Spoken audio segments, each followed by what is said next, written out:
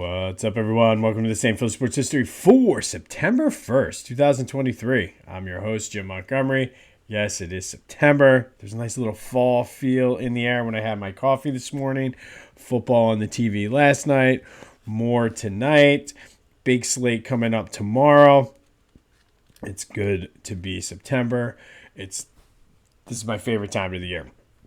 Before we get into today's episode, a couple quick housekeeping things.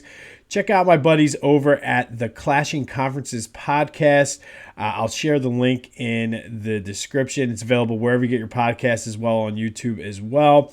Basically what it is four guys just think around the horn type, where they're talking about each of their teams in the NFC East. So there's an Eagles representative, a Cowboys, Giants, and Commanders.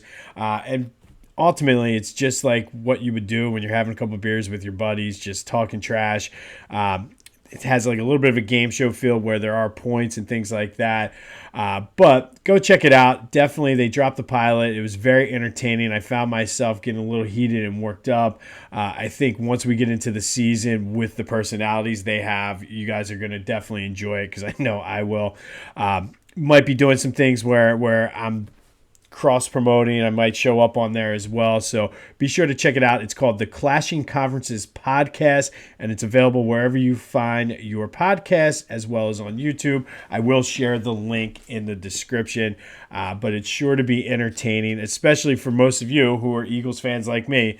You're going to get some enjoyment out of it. And like I said, just watching the pilot, I wanted to reach through the screen and just smack some of the guys. So go check it out, the Clashing Conferences podcast. And as we go through the season, I will get more into what's happening with them. I also mentioned I will be recording our Eagles Back to the Future season preview next week. So that'll drop later next week, right in time for the start of the season. So be sure to check that out. All right. Phillies are in Milwaukee. Likely Wheeler's pitching tonight, but buckle up. We have 30 days where it's going to be an all-out sprint to the playoffs. You couldn't ask for anything better. The Phillies are coming into it in good shape, so let's hope that they can hang on, because as close as those teams are, bunched together with 30 days, basically 30-some odd days, because I guess the season ends in early October, it's going to be an all-out sprint, and it's going to be a battle. So the Phillies need to keep playing the way they're playing, and I think they'll be fine, but buckle up. It's going to be a fun ride. Be sure to check out our friends at 2008 Phils throughout the month to stay on top of what's happening. The link is in the description. 75% off a subscription for them. Get you access to everything. That 2008 shirt. 2008 Phils will follow your Twitter account, all for $2 a month, $20 for the year. So check out that link in the description. All right. Kind of an interesting Sixers news thing today, and Rachel Nichols, I guess, was on a podcast, or her might have been her own, and she basically dropped that part of the reason why Harden wants out is he didn't want to be the number 2 guy. He believes he can still be the number 1 guy like he was for 2 of the games in the playoffs, and not necessarily that guy who was showed up in Game 6 and Game 7 of the Celtics series. So kind of an interesting take, and I mean, I don't know if it's that shocking of a hot take or anything, because I think if you look at what's happening and just what he's been throughout his career, I can see him saying that. But, I mean, it just another little wrinkle to that. And I did read an article or two saying that basically maybe Daryl Morey the Sixers should get rid of Daryl Morey and just kind of cut ties with everybody and just start fresh, which I don't necessarily think is a bad idea either. While you're at it, get Elton Brand out of there. All right, Eagles news, not much word on the punter or anything like that as of last night, but you got to love this. And Hassan Reddick said he actually has the 49ers game circled on his calendar, basically to prove to them that it was no fluke. And instead, he was like, y'all kept talking throughout the offseason, and he's pumped up and ready for that game.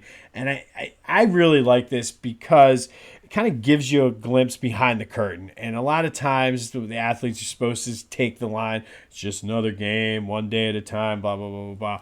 But it kind of lets you inside their mindset that like they're feeling the same way. Like the Niners fans, the 49ers players, they did nothing but whine all offseason, and they noticed, and they have a little something for them. And I'm telling you right now, I don't know what the spread is going to be. I don't know. I mean, as long as Jalen Hurts is healthy, the Eagles will win and cover that spread in December. Mark my words. You know who else is going to cover the spread every single time? Philly Goat.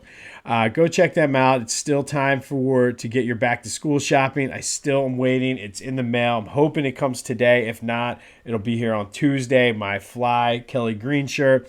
Go check them out. I mean, I've been telling you to jump on the Flyers bandwagon early, but get your stuff for Philly's postseason, Eagles season. Back to school, I told you about the stickers for the water bottles and things like that. Use the promo code Jim Montgomery, 10% off of your order. Help them out, help me out, help yourself out, but they'll never let you down. They cover the spread every time. That's phillygoat.com. Make sure it has the goat on the sleeve. All right, today we're going to go back to 1991, and on this day, September 1st, 1991, the Eagles opened with a 20-3 win over the Packers in Green Bay. The defense was outstanding, sacking quarterback Don Majkowski 4 times, intercepting him 3 times, setting the tone for a record-setting season for that Eagles defense. However, the big story out of this was Randall Cunningham tearing his ACL on the first play of the second quarter on a hit by Bryce Pop, ending any hope that the Eagles legitimately had to be a Super Bowl contender, and quite frankly, one of the worst days of my childhood as a 12-year-old. They were running, and that season was just as good as the defense was. That's how bad the offense was. They were running out Jim McMahon, Jeff Kemp, Pat Ryan, Brad Gable. It just was brutal.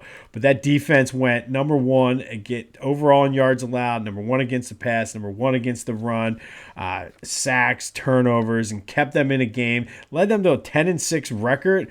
They missed the playoffs, which was very, very rare to miss the playoffs with a 10-6 record back then.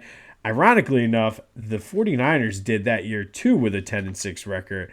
But just an overall sad day for a 12-year-old Eagles fan who was looking forward to them putting it all together with new coach, Rich Kotite. But the defense was the story. But Randall blew his ACL out on this day in 1991. Thanks a lot, Bryce Pop. If you want more about this day and that whole season, check out last year, Back to the Future from September 5th. We did a whole 45 minutes on this whole season and kind of the what could have been if Randall didn't get hurt. So be sure to check that out. All right, it is September, and as promised, we are going to have, I'm very excited for this actually, all throughout the month, we are going to do the Who Wore It Best when it comes to Philadelphia sports numbers. So the premise is we have a lot of big numbers and famous numbers in Philadelphia sports history. And what I'm going to do is I'm going to take between 2 and 4, maybe 5, depending on the number, guys per day. It could be current players, it could be former players, and have you decide who wore that number the best in Philadelphia sports history. You'll get a chance to vote just like you did for the Lovable Loser tournament, all through social media. Send me text messages, smoke signals, whatever, and let me know who wore this number the best.